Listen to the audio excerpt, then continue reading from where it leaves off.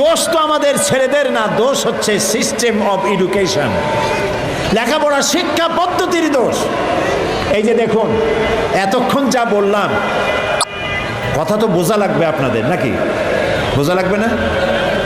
এতক্ষণ যে কথাগুলি বললাম, এই রসুলের জীবনী যদি কলেজ বিশ্ববিদ্যালয়গুলি পড়ানো হতো তাহলে আমাদের ছেলেগুলি ভালো হইতো কিনা বলে?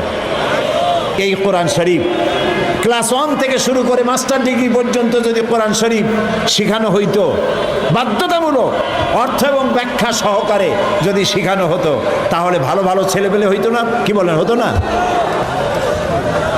মানুষকে চরিত্রবান বানাতে হবে। সেই চরিত্রবান বানায় কোরআন। চরিত্রবান বানায় কিসে?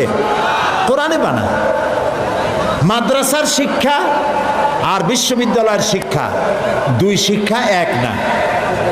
এই জন্য আমি বলে থাকি, আপনারা লক্ষ্য করে দেখবেন, মাদ্রাসায় যারা পড়াশোনা করে অপরাধ প্রবণতা সেখানে কম। এটা ঠিক কিনা বলেন? অপরাধ প্রবণতা কম কোথায়? আমি একথা বলবো না যে মাদ্রাসায় যারা পড়ে তারা ফেরেশতা, আমি তা বলবো না। অপেক্ষাকৃত সব থেকে ভালো হয় কোথায় বলেন?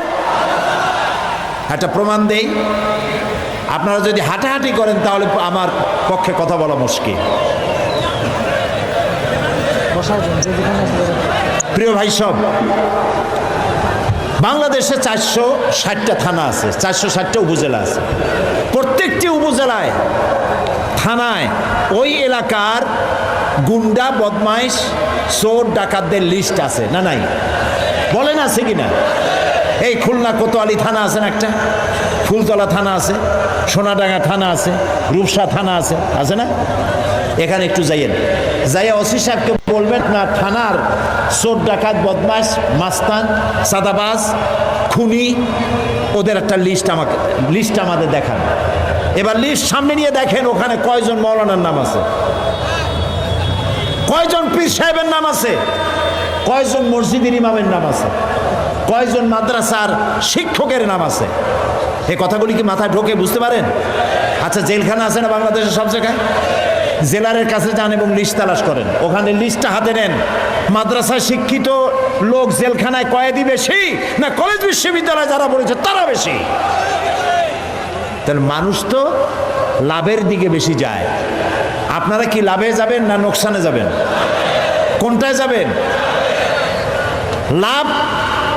লাভের দিকে যেতে চান কারা? দেখি তো লাভ চান কারা কারা? ও মাশাআল্লাহ, কি এর লাভটা বোঝার আগেই হাত উঁচু করে ফেলেছেন। আচ্ছা, হাত নামান।